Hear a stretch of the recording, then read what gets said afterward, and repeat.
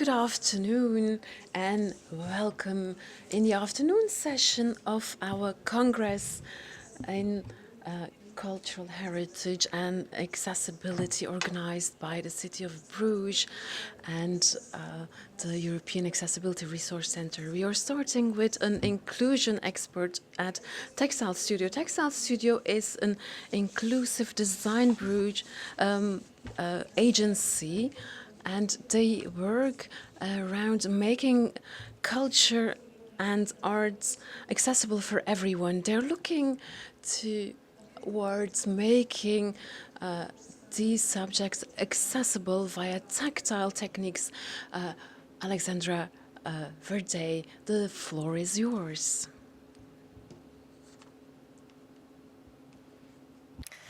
Good afternoon, everyone. I'm Alexandra from the inclusive design agency Tactile Studio.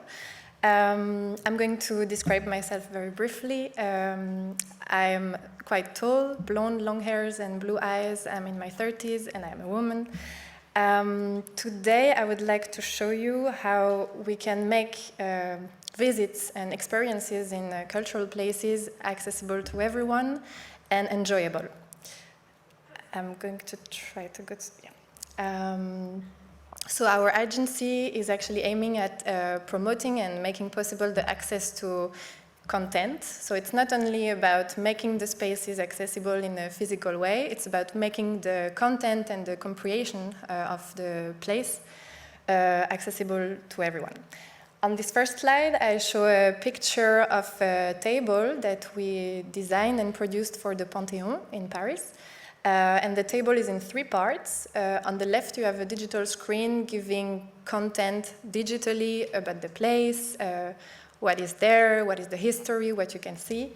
And on the right part, you have 2 tactile elements, a map of the ground floor of the church, and then on the right, a 3D tactile model to touch with the environment. So you can also touch the buildings around and understand where you are in Paris and what there is around and how the building looks like in an architectural way. So that's one example.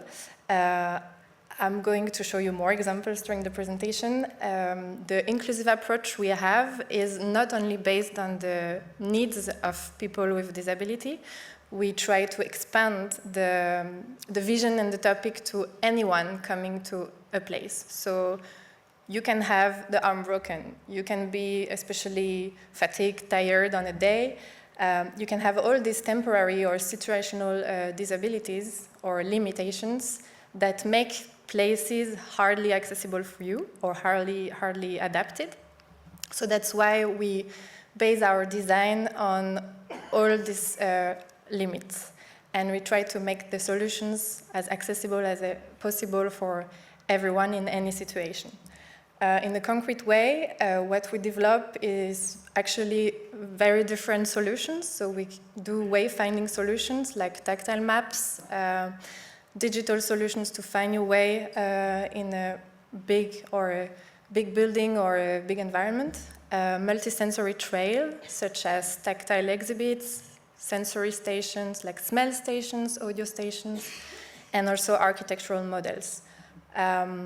To touch or not to touch. We have the possibility to do things also with additional digital elements or digital solutions, such as digital apps and audio tours to complete the experience. And we also do from time to time hybrid exhibits that connect tactile object with digital content. And right now we do small exhibition places like design of temporary exhibitions or small spaces where we can actually implement many inclusive solutions. I'm going to show you one example at the end of the talk. And in our team, we have historians, designers that are specialized into inclusive design, and we have also a workshop. So we started in 2009 to produce mostly tactile objects with digital technologies, so machines like 3D printers, milling machines, and I show pictures with people because actually the work is basically based on machinery, but also on human resources and human skills. On the pictures, we see many different objects, like a reproduction of a sculptures, a plane model, a big city model, and a castle model. And all these objects, they cannot be just produced by a machine and then put somewhere. They have to be finished and well prepared to be touched by many visitors. You can imagine in a big museum like the Louvre or any big museum in any country, you need to have appropriate materials and also finishing methods that allow the object to stand for a long time. So it's also important to highlight the expertise of people and not only to rely on technologies. What we do in the first place is to create awareness. So we come to a project and we are often asked, okay, what should I do to make my place accessible for people with disability? And the first thing we try to do is to make understand what does it mean to be limited with your senses. So what does it mean to experience a museum without being able to see everything? And what we actually do is to create meetings with different users. So you can see on the picture below left, on the left corner, that was a group of people with different disabilities, people in wheelchairs, people having hearing impairment and visual impairment, and we gathered them together to give an understanding to the museum staff what it means and what they need.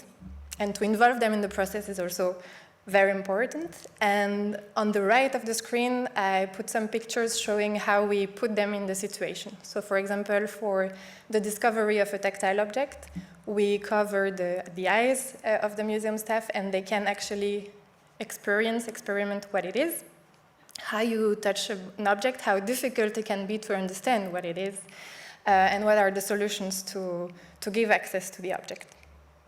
And this awareness is actually the very first step in the project, because you cannot just fit all standards and to say, okay, I have all these boxes crossed, I do accessibility. You actually need more understanding of specific situations. Of course, we use a multisensory approach. So minimum 2 senses have to be addressed. That was said in the first talk in the morning. We try to use as many senses as possible. So seeing, hearing, touching, and smelling when it makes sense. And we have actually studies showing that it helps the visitor to learn, to memorize, so to keep the learnings for a long time, and also to have emotions. I like to highlight the fact that museums are places also to, have feelings, have emotions, to live something and to remember it. So that's actually important, and for any visitor.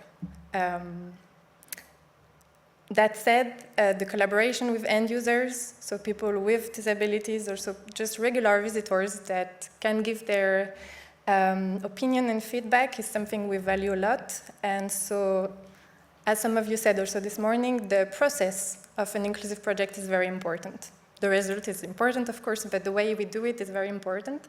And involving people and end users is one of the biggest milestones of the project. And it allows us to improve our methods and the design at the end. So we do regularly prototypes to check if the size of the table is okay for everyone, if it fits children, adults, and people in wheelchairs. If the prototypes of tactile models are actually understandable or not, what do we need to improve. And these groups of end users are composed of people with different needs.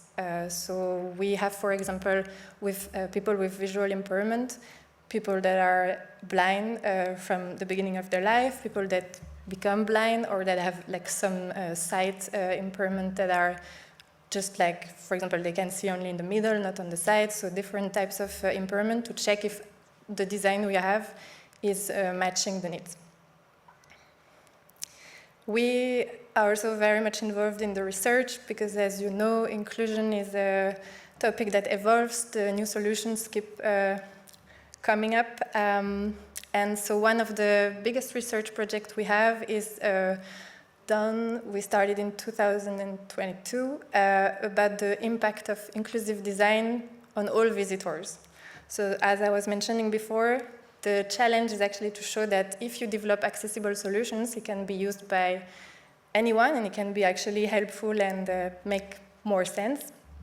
So I put two pictures, one showing a man interacting with a tactile table, and we did some data visualization to show how many interactions he had with the object.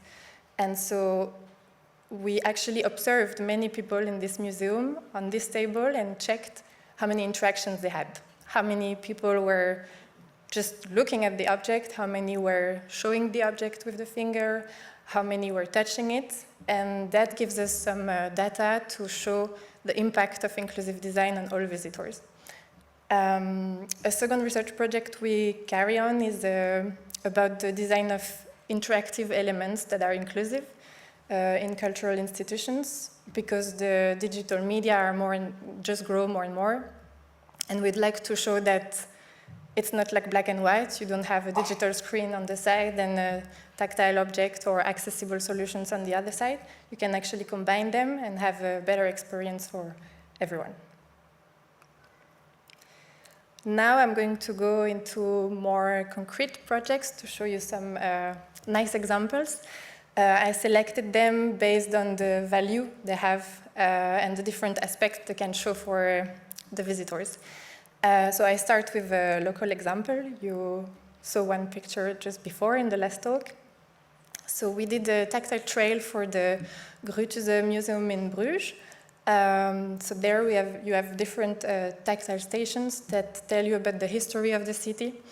Few tactile architectural models, tactile paintings, and also artifacts like objects you can touch that have been reproduced in the original materials, such as the shoe.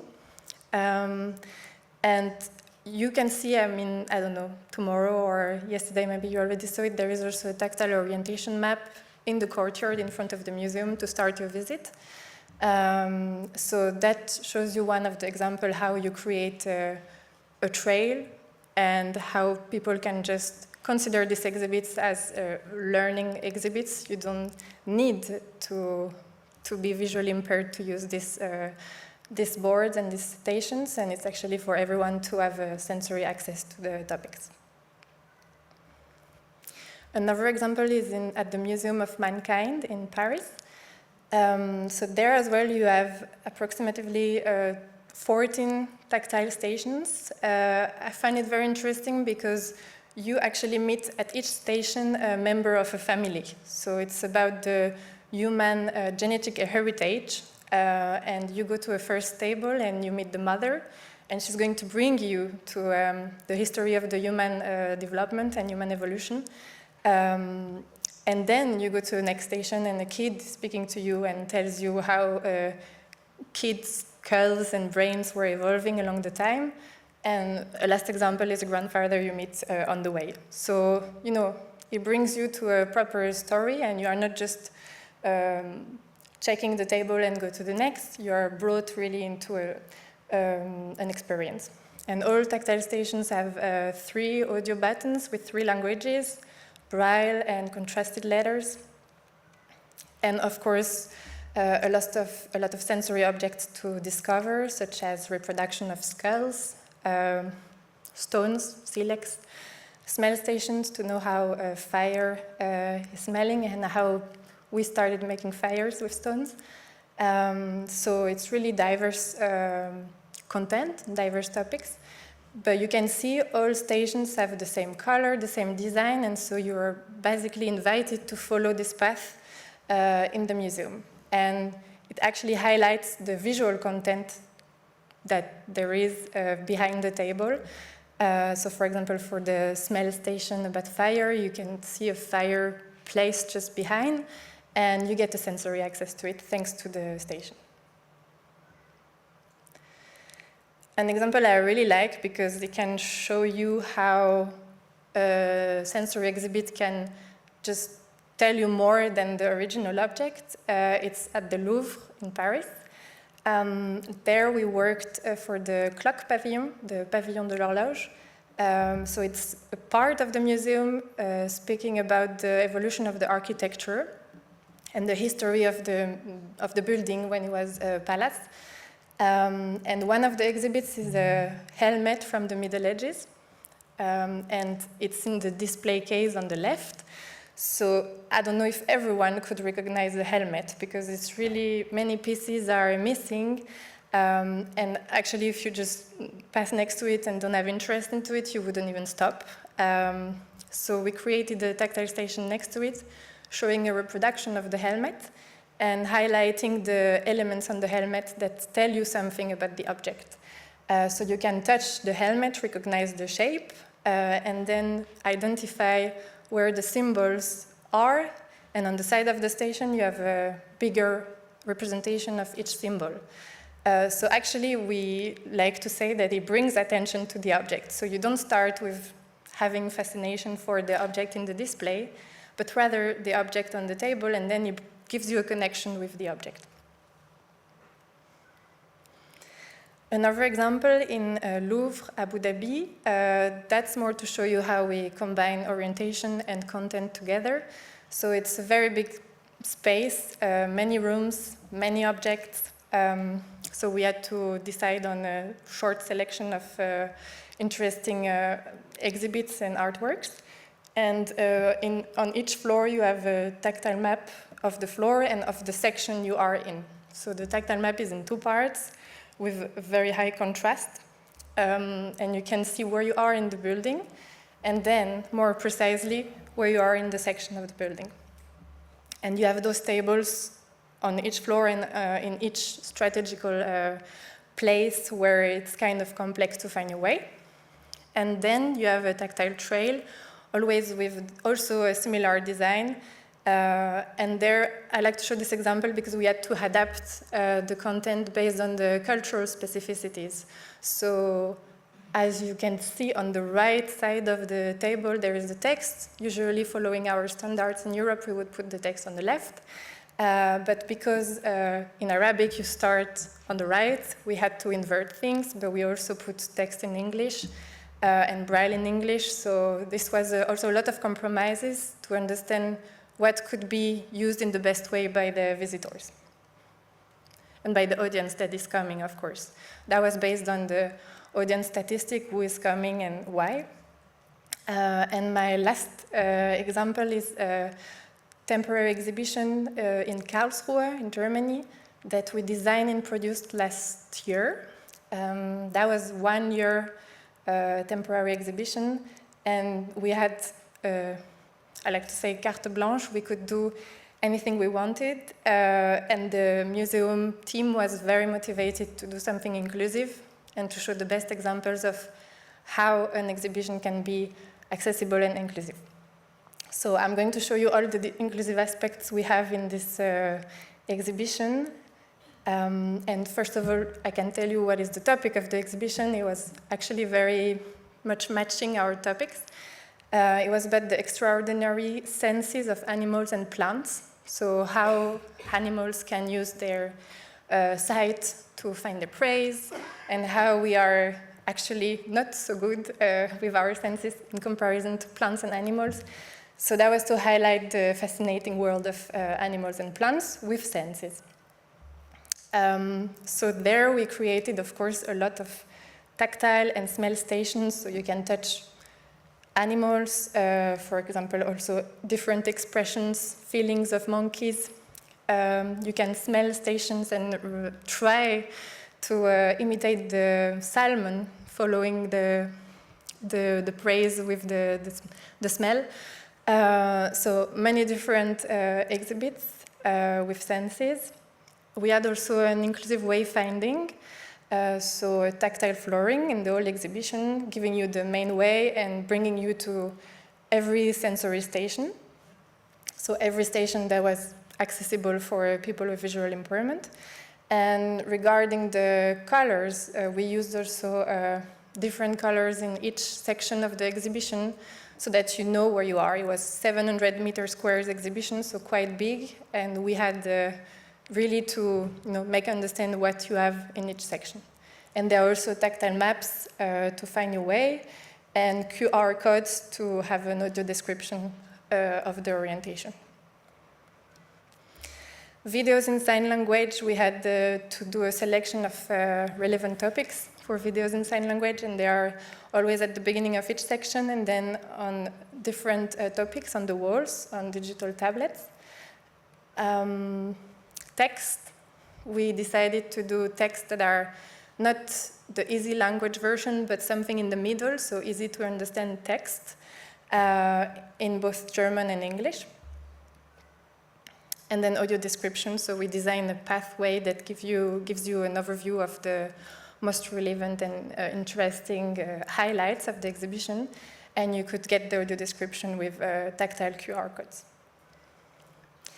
Then we had also a lot of playful exhibits because the audience was mostly kids. So I'm going to describe you two examples. The monkeys, you can touch 4 heads of monkeys. And below you have a digital screen showing you the expression alive. So we had the 3D reconstructions of feelings of monkeys, and on top of that you have a wall of mirrors, and any visitor can actually try to reproduce the expressions.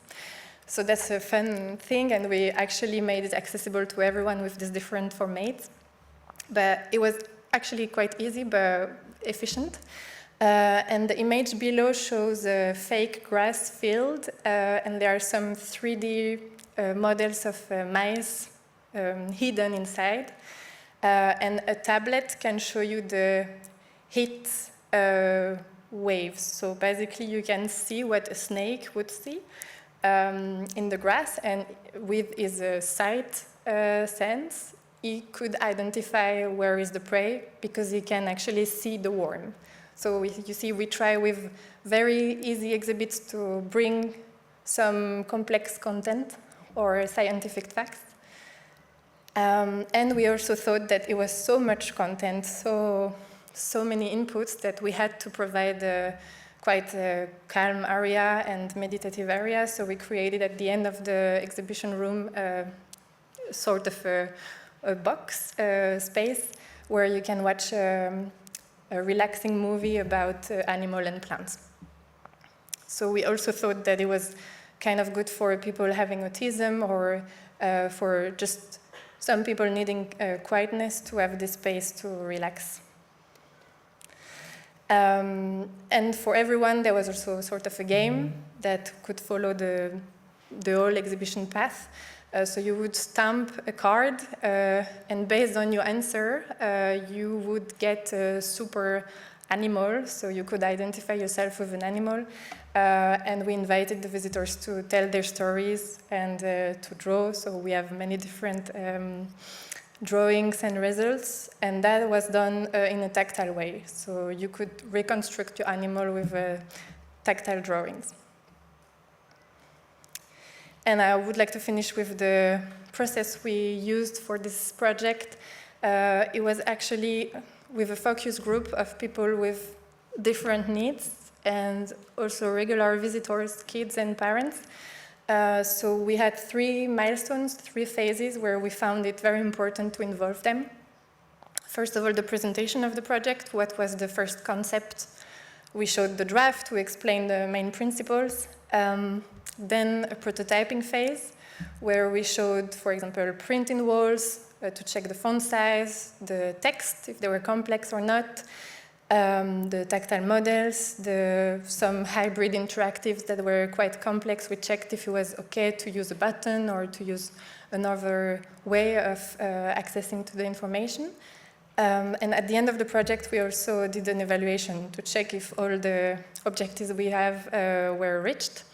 And I think it's just the beginning, but before we were just doing prototyping phases and check and done. But the evaluation and the way you can actually make it always better in any type of project is actually quite important. So now we do for each project this evaluation to be sure, or to just, have just a review of what you did and what you can achieve for the next period.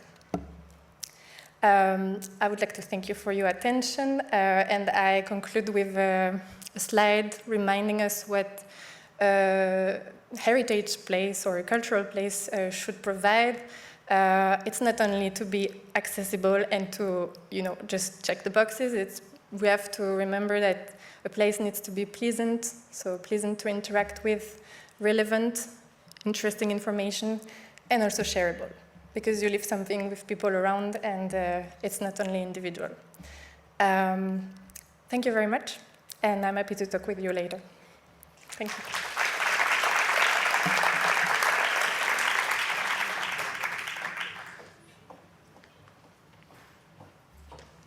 Grote dank, Alexandra Verdeil. Het maakt ons toch...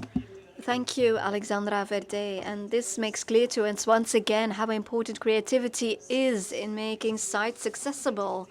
Creativity, modern technologies as well, and also focusing on awareness.